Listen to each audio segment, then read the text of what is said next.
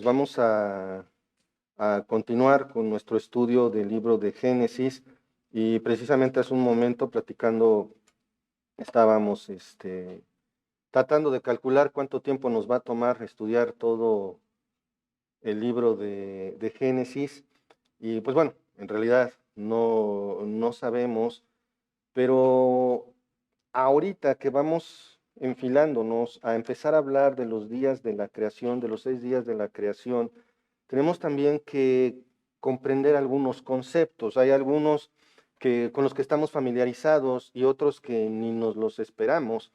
Y bueno, pues realmente esa es mi intención. Hoy, por ejemplo, vamos a abarcar otra vez nada más un versículo del primer capítulo de Génesis. ¿Por qué? Porque dentro de esto tenemos que entender que hay diferentes posturas de pensamiento, diferentes cosas que se dicen aquí y allá respecto a lo que dice la Escritura o lo que no dice. Y bueno, pues esa es una muy buena razón para que nosotros busquemos información para poder entender estas cosas. Entonces, vamos a orar para poner este tiempo en manos del Señor. Padre amado, Padre celestial, te damos tantas gracias, Señor, por este día. Gracias, Padre, por todo lo que nos das. Gracias por tu amor y misericordia. Y, Señor, gracias porque nos permites el privilegio de tener acceso a tu palabra. Señor, es curioso, al menos en mi mente, la sensación de que pues ya nos mostraste cómo vas a terminar tu plan y ahora estamos viendo cómo es que comenzó, Señor. Gracias por esto, Padre. Gracias porque tú nos hablas a través de tu Santo Espíritu. Te ruego que nos muestre lo que hemos de aprender hoy, Señor, y te ruego por mí, Señor, por el ánimo. Y Padre, te ruego que tú pongas en nosotros el poner todo el corazón en aprender más de tu palabra, Señor. Gracias por esto, Padre, en el nombre de nuestro Señor Jesucristo. Amén. Muy bien, pues como les dije, después de que vimos, ¿qué fue lo que vimos la semana pasada? Pues obviamente el primer versículo de Génesis.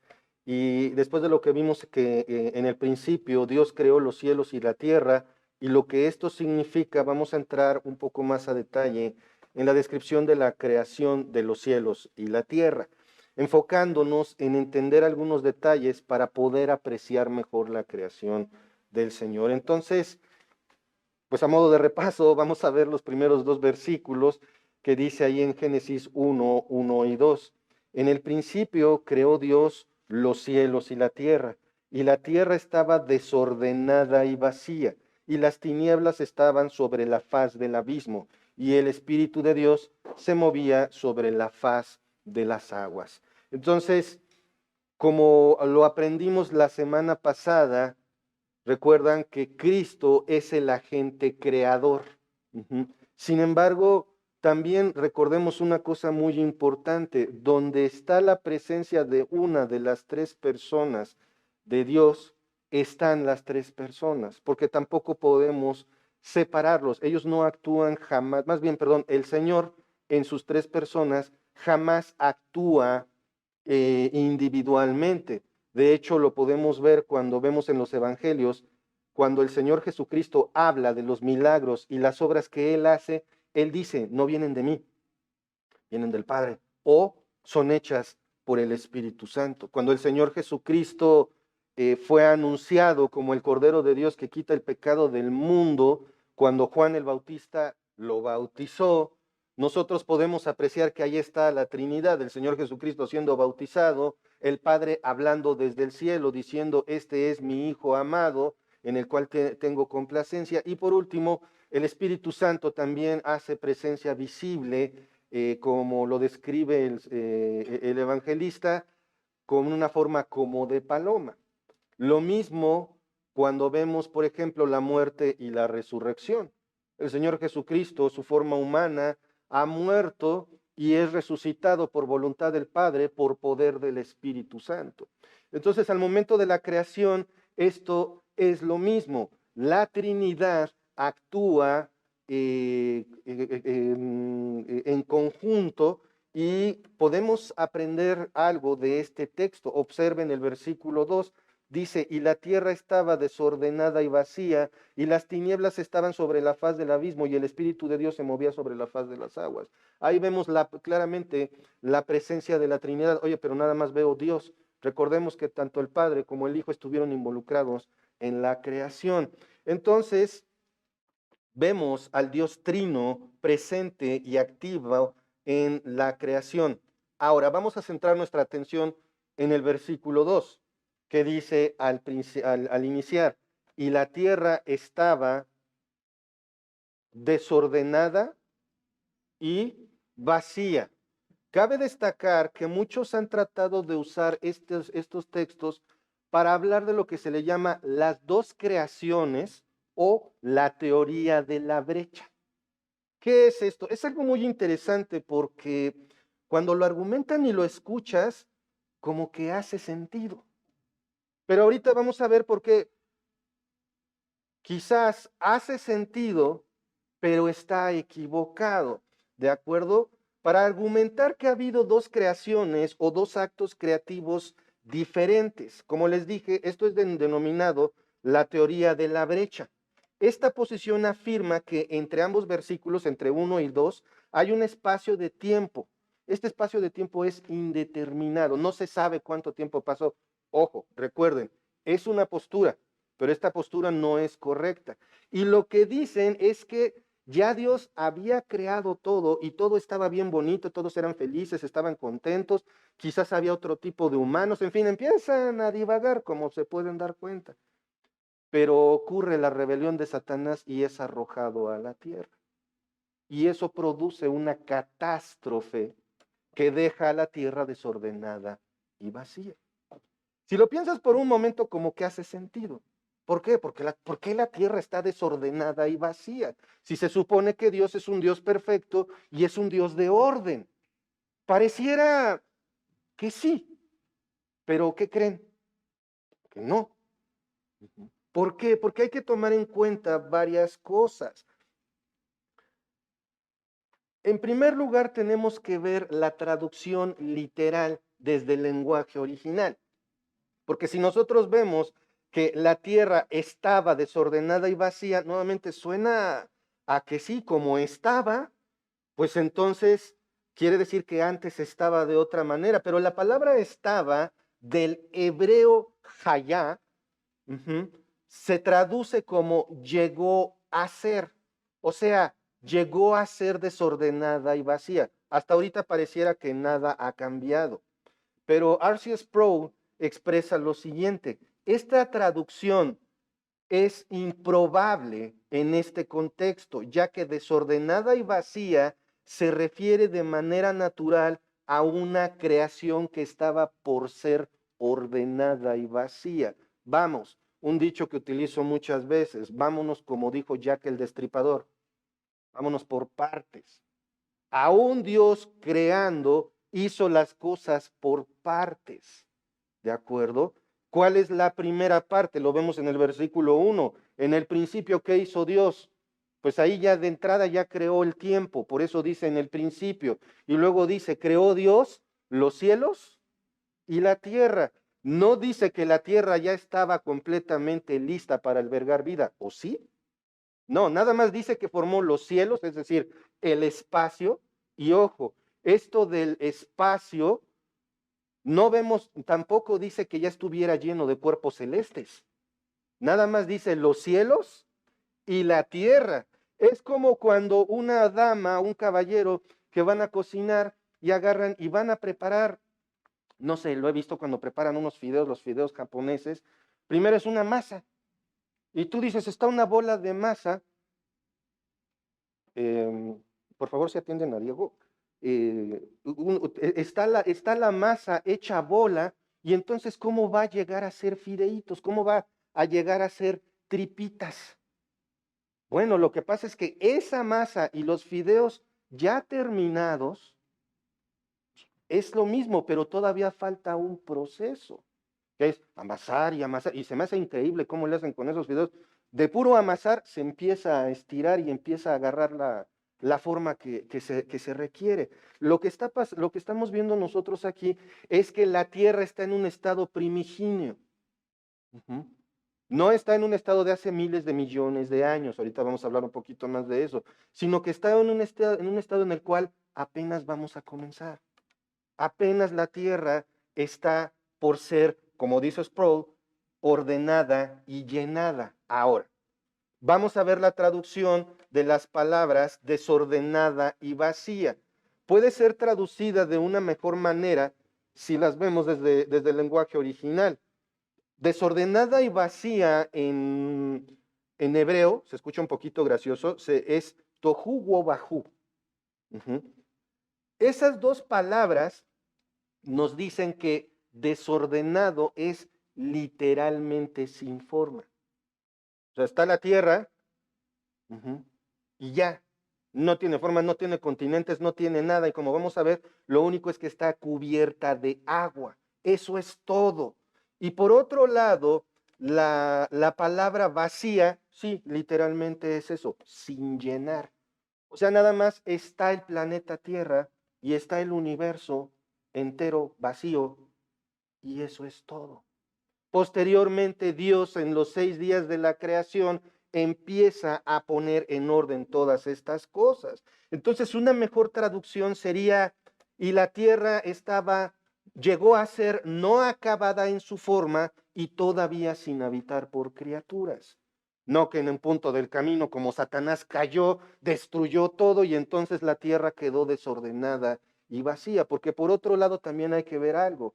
Cuando dice la escritura que Satanás se rebeló contra Dios, en ese entonces se llamaba Lucero, y fue arrojado a la tierra, las escrituras no dicen que cayó en el piso. De hecho, se le llama el príncipe de la potestad del aire. ¿Qué significa esto? Que se alojó en lo que nosotros conocemos como la atmósfera. No que cayó como meteorito y entonces destruyó todo. ¿De acuerdo? Por eso quise mencionarles esta teoría cristiana que es la teoría de la brecha. Ahora, la Tierra se encontraba en ese momento en un estado primigenio, lista para ser adornada con el resto de la creación, y el Señor haría esto en los 6 días subsecuentes. Este estado es acompañado de una total obscuridad. Recordemos, no había nada. Y cuando decimos nada, me refiero a nada. ¿Te has quedado en tu habitación cuando se va la luz y no se ve nada? Bueno, peor, porque ahí por lo menos sabes que hay cosas, sabes que la energía eléctrica se fue, pero por lo menos brilla la luna, cosas así. Pero en este contexto es el universo completamente vacío. Nada, porque Dios aún no lo había creado. Ahora, por favor, acompáñenme en sus Biblias al libro del profeta Isaías, capítulo 45, versículo 18. Isaías 45, 18, que dice así. ¿Ya lo tienen? Dice la palabra del Señor, porque así dijo Jehová, que creó los cielos. Él es Dios, el que formó la tierra, el que la hizo, fíjense en esto, y la compuso. No la creó en vano para que fuese habitada, la creó. Yo soy Jehová y no hay otro. Observen una cosa, la palabra aquí que podemos ver es, primero que nada, ¿quién creó los cielos? ¿Qué dice el texto? Jehová. Ujú. Formó la tierra. Y luego dice, la hizo y la compuso. Esto no significa que se descompuso la tierra y entonces agarró, metió un desarmador y la arregló. No, no. Componer significa que le puso las piezas, ajá, que hizo de ella una composición. Y luego dice, no la creó en vano. ¿Para qué la creó? Para que fuese habitada. Y aquí, hermanos, antes de hablar de los 6 días de la creación, hay algo muy importante. Los naturalistas han difundido una cultura de que sin humanos la Tierra estaría mejor. Es más, hasta han salido series que se llaman La Tierra sin humanos, donde supuestamente nada más unos cuantos años después de que toda la humanidad desapareciera, todo estaría mejor para la naturaleza y los animales. Sin embargo, si vemos lo que dice este texto, dice claramente que la tierra fue creada para ser habitada. Lo más probable es que si de verdad la humanidad desapareciera de la tierra, cosa que no va a pasar, la naturaleza, el resto de la creación colapsaría. ¿Por qué? Porque la tierra, como lo vamos a ver más adelante, fue formada, fue llenada, toda la creación fue puesta a disposición del hombre, porque el hombre es el que va a sojuzgar la tierra. Somos los regentes de la creación. Dios puso a los seres humanos a su imagen y semejanza para que dispongamos de todo. De hecho, una vez terminada la creación, el Señor da indicaciones y entre todas esas ¿ven todo lo que está verde, todas esas plantas? ¿Ven todos los frutos? Cómanselos, dispongan. Esa es parte de la realidad de la creación. Hablábamos ayer en una consejería bíblica, salió el tema en parte de esto y decían, bueno, pues es que el agua se está acabando.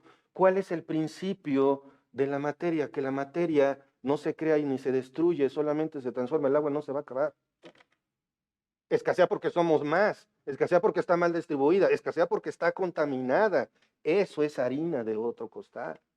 El estrés hídrico que estamos pasando está causando que llueva en el océano, no en donde hay tierra. Y obviamente lo resentimos, pero el ciclo hídrico continúa. La tierra está diseñada para que dispongamos de ella. Me acuerdo mucho cuando enseñé acerca del ayuno. No sé si ustedes recordarán, pero Dios nos creó para comer. Por eso nos dio el sentido del gusto. Entonces, decir que la tierra estaría mejor sin la humanidad es ir en contra del principio que estableció Dios, porque Dios creó la tierra ¿para quiénes?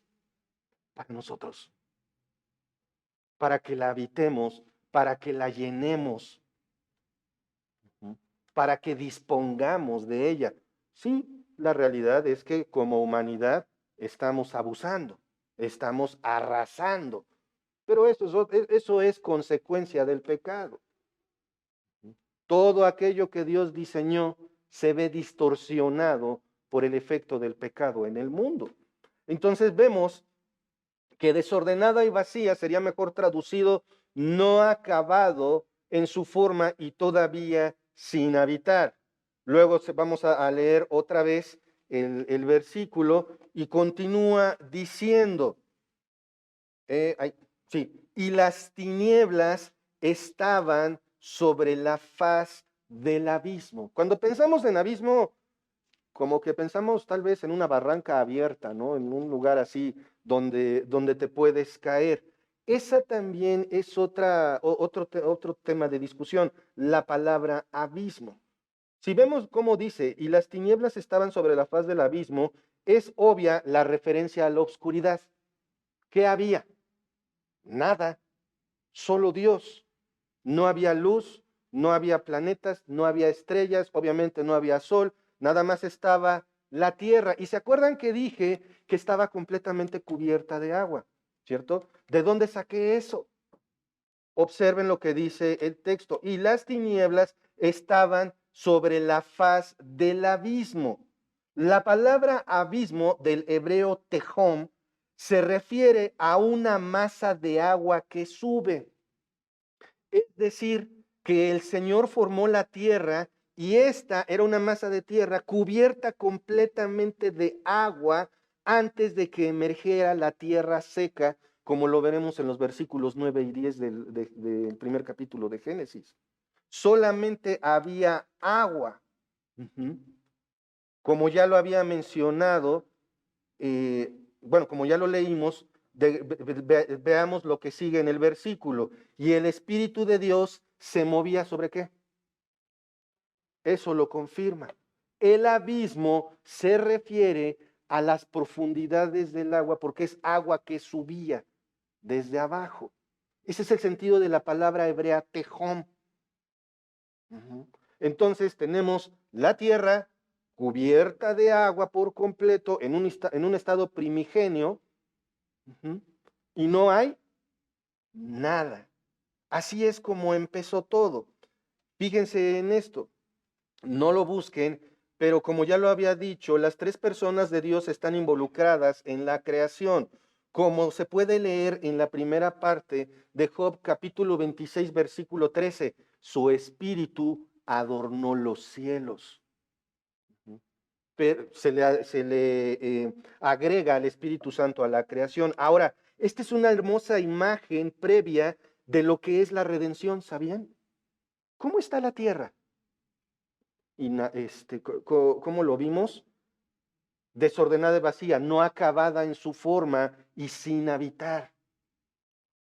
Charles Spurgeon escribe algo muy bonito acerca de esto.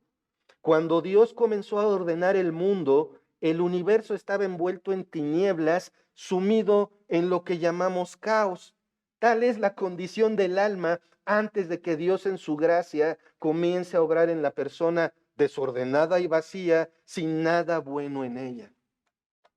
Cualquier ser humano sin Cristo, ¿cómo tiene su alma? Desordenada y vacía. Es una analogía, la creación misma es una analogía de la redención. No darían algunos planetas, los astrónomos han hecho cada descubrimiento, planetas compuestos completamente de oro o de diamante. No me acuerdo cuándo fue que descubrieron que en una galaxia cercana, que equivale a no sé cuántos miles de años luz, hay un planeta compuesto de diamante. ¿Y la Tierra cómo empezó? Como una pelota de tierra y agua. Nada más. Cósmicamente hablando, en ese momento nadie daría un peso por la Tierra. Porque no tenía forma, porque no tenía nada de valor. ¿Y cómo nos encuentra Dios antes de nuestra salvación? Sin forma, sin nada de valor. Pero entonces Él pone la fe en ti de la misma manera que Él va a poner, como lo vamos a estudiar, pone todas las cosas para llenar la tierra y hacerla hermosa, lista para glorificarlo, lo mismo que el Espíritu Santo pone fe en nosotros para poder glorificar a Dios con nuestras vidas.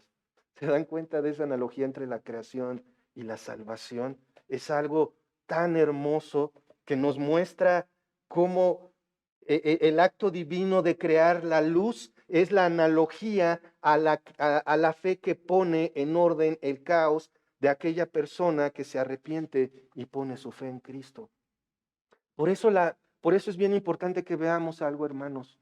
Si tu vida sigue siendo un caos, y no me refiero a que tengas problemas, porque todos tenemos problemas y un montón. Todos sufrimos y mucho. Todos tenemos un montón de carencias. Todos nos enfermamos. No me refiero a eso. Si tu vida dentro de ti es un caos porque sabes que hay algo que está mal, porque Dios te está hablando y tu pecado te está asediando, hermano, corre a Cristo. Pídele perdón, porque por eso haces cosas en desorden. Por eso, aunque Dios establece una cosa, dices, bueno, pero es buena idea que yo haga otra. Y vuelves tu vida un caos, algo vacío y sin ningún orden. Pero Dios muestra su amor para con nosotros en que aun siendo pecadores, Cristo murió por nosotros. Me encanta porque dice, siendo aún pecadores, con la fe, ¿sigue siendo pecador? Sí. ¿Saben, como cristianos, qué nos merecemos? Si dices el cielo, estás equivocado. Como seres humanos, aunque seamos cristianos, merecemos el infierno. Pero por gracia somos salvos por medio de la fe. Y esto no es un mérito propio, es un regalo de Dios, no por obras para que nadie se gloríe. No puedes andar ahí cristianamente cometiendo pecados.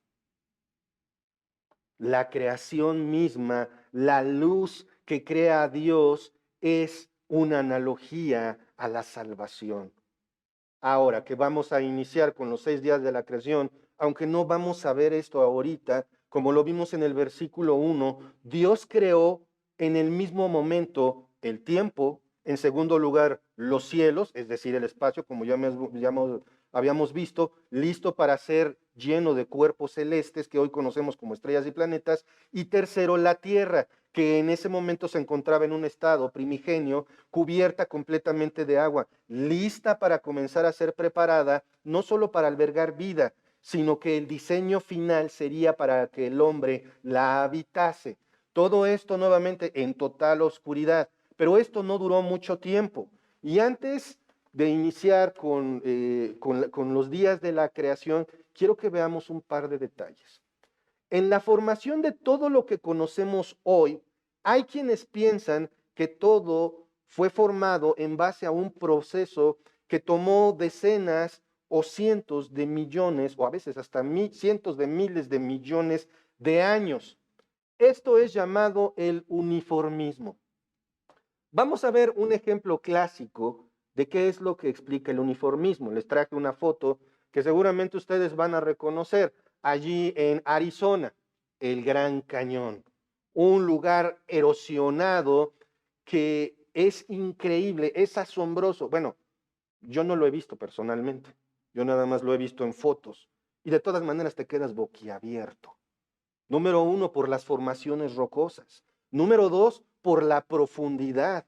Número 3, empiezas a escuchar la historia y te dicen, ah, bárbaro. Entonces empezó como un riachuelito. Sí, hace como, ¿cuánto pusieron? Hace como 230 millones de años. Empezó como un riachuelito, pero empezó a tallar y a tallar y a tallar y terminó como eso. Honestamente se requiere mucha fe. Ajá. Aunque los que piensan así, que son los uniformistas, dicen que no creen en nada. Por cientos, por miles, por millones de años, en este caso 230 millones de años le ponen aproximadamente, eso fue lo que pasó.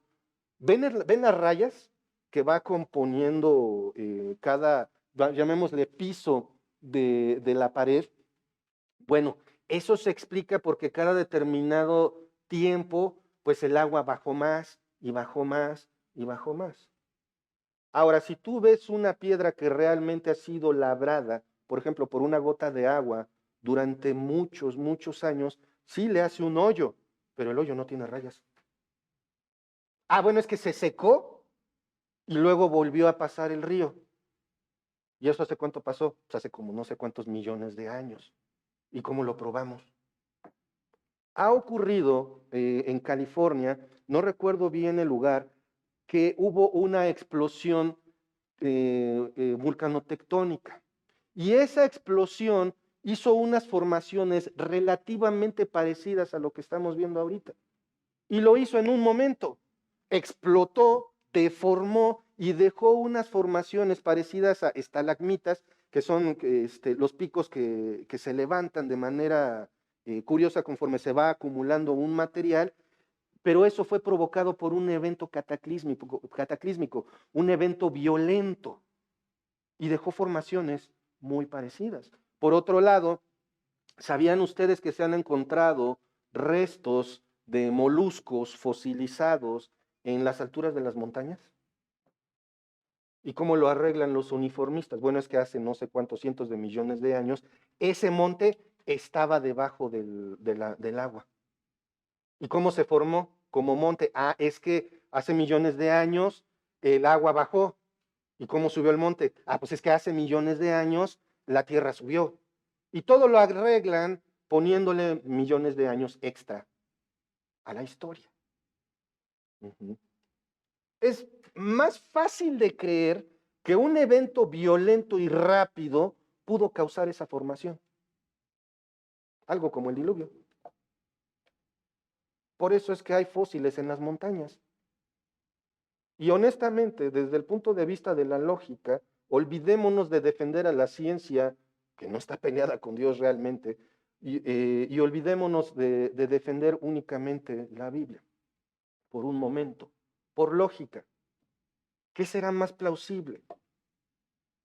echarle todo a una moneda porque pasaron millones de años o que hubo alguien o algo que lo produjo por un impacto rápido. De acuerdo con todos los datos que los uniformistas dan, lo único que pueden hacer es agregar millones de años a los datos que les faltan y listo. Porque el universo, ese es el que tiene cientos de miles de años, digo, de millones de años. Y nuevamente, otra vez, incluso por la velocidad de la luz, muchas estrellas ya no deberían de verse porque deberían de estar muertas debido a la edad del universo. Pero bueno, ese es el lado del uniformismo. Obviamente esta posición es completamente opuesta al creacionismo, que sostiene que Dios, recuerdan, hizo todo de la nada, porque los uniformistas también creen que nada más nadie creó todo.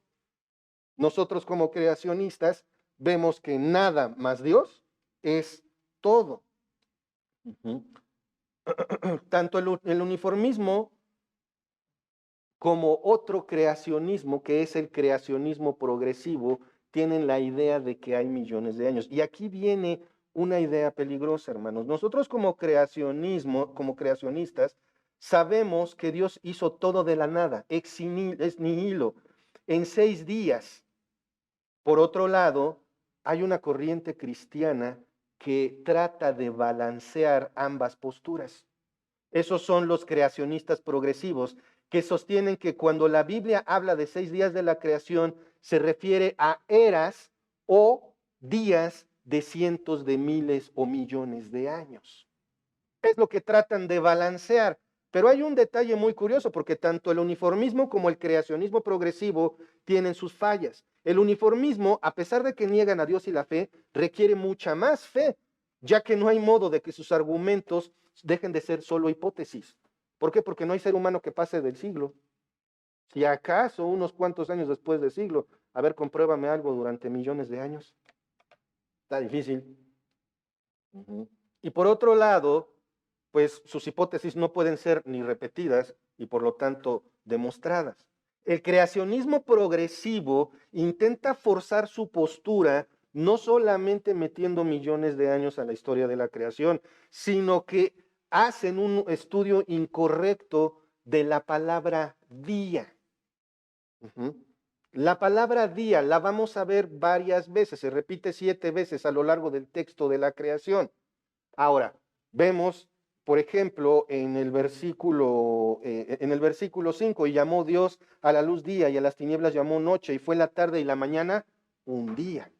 Notemos un detalle, no dice cualquier día, dice un día. Más adelante en el versículo 8, y fue la tarde y la mañana el día segundo. Cuando nosotros vemos en el lenguaje original la palabra día del hebreo yom, literalmente significa de la salida del sol hasta el ocaso o de un amanecer al día siguiente. ¿Cómo podemos saber entonces que se refiere a un día de 24 horas y no a eras de tiempo indefinidos? John MacArthur escribe lo siguiente: en hebreo día, cuando se usa con adjetivos numéricos, se refiere siempre a un periodo de 24 horas. El puro significado de la palabra día nos dice que es desde que sale el sol hasta que vuelve a salir. Y por otro lado vemos que dice un día, 2 días, segundo día, tercer día, cuarto día, quinto día, sexto día. En el hebreo, siempre que veamos eso, se refiere entonces a un día de 24 horas. No hay razón lógica ni exegética para decir que los días de la creación son días de millones de años. Los creacionistas progresivos lo único que hacen es mentirse a sí mismos.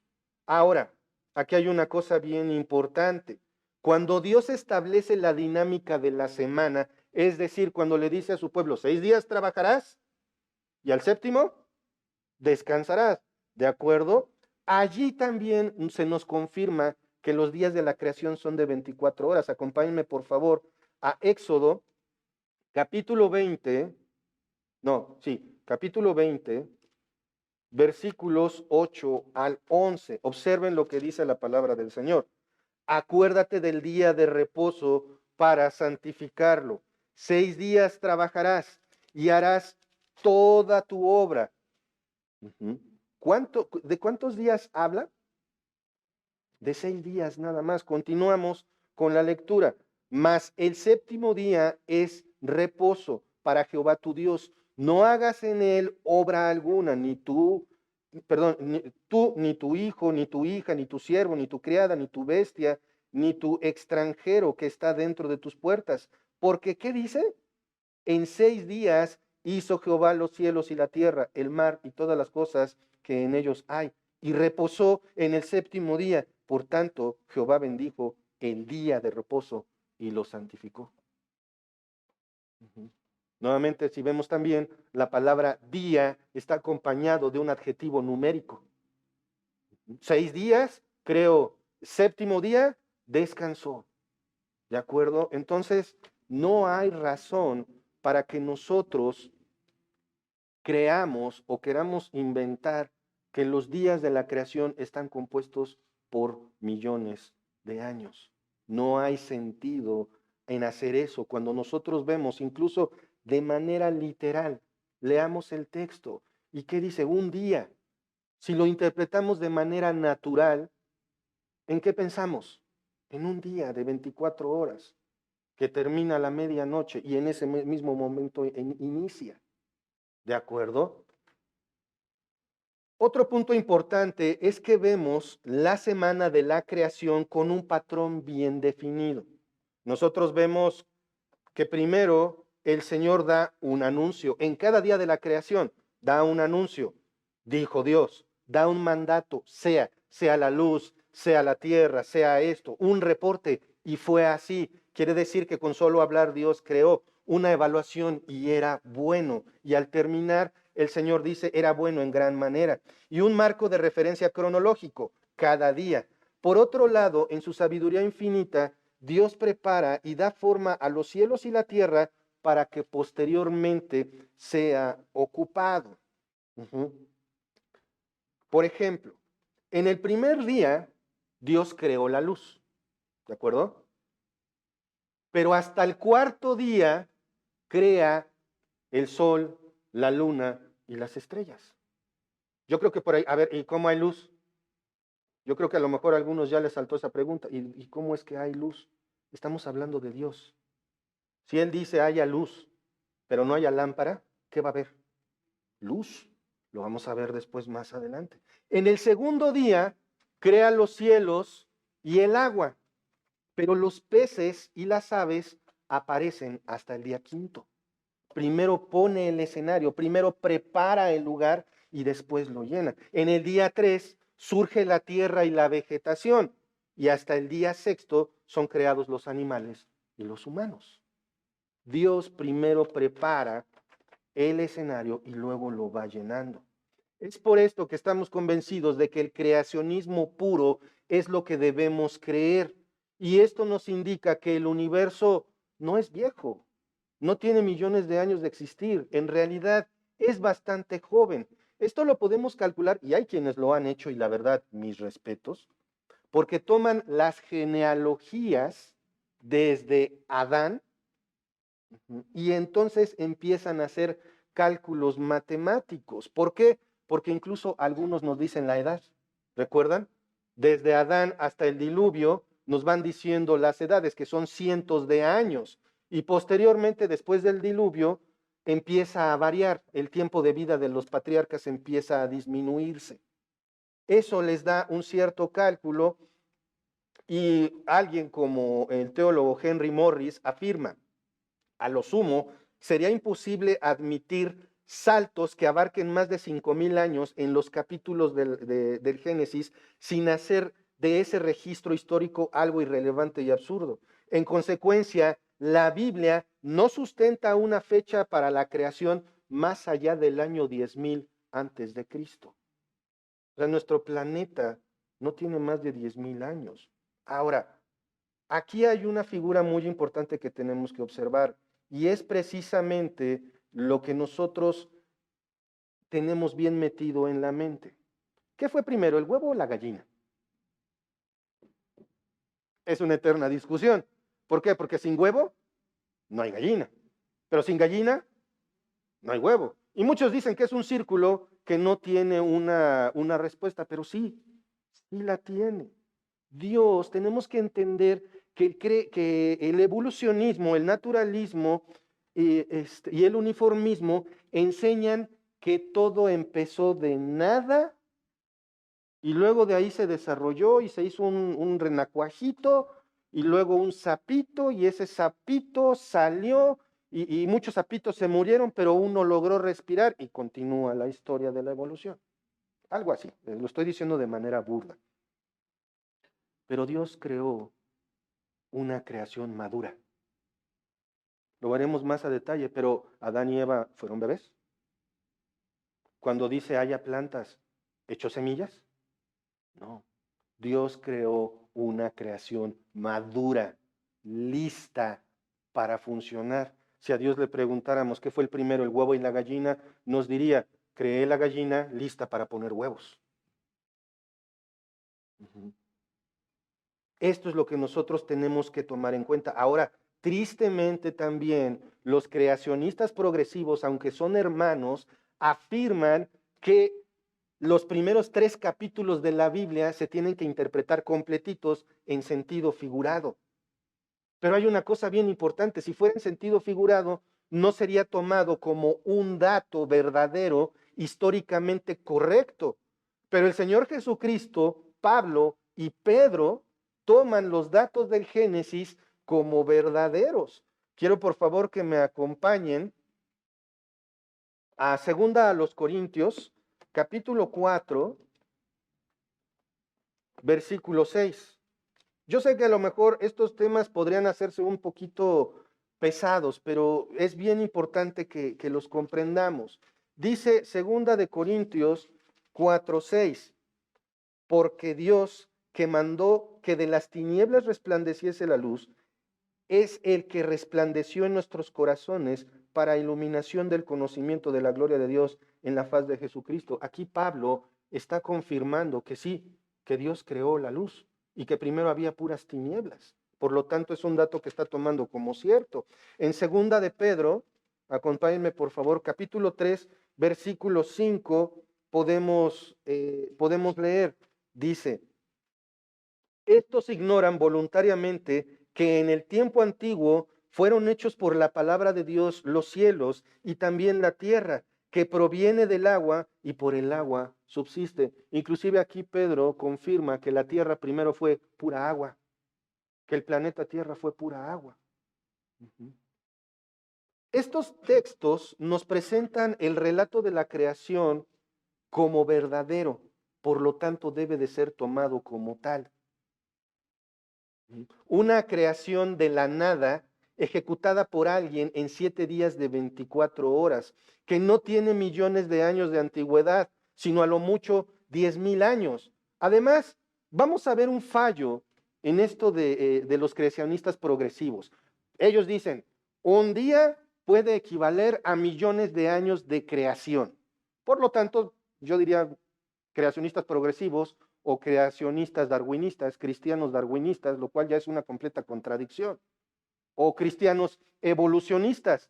Pero observen esto, en el día 3, Dios crea la tierra y la vegetación, ¿ok?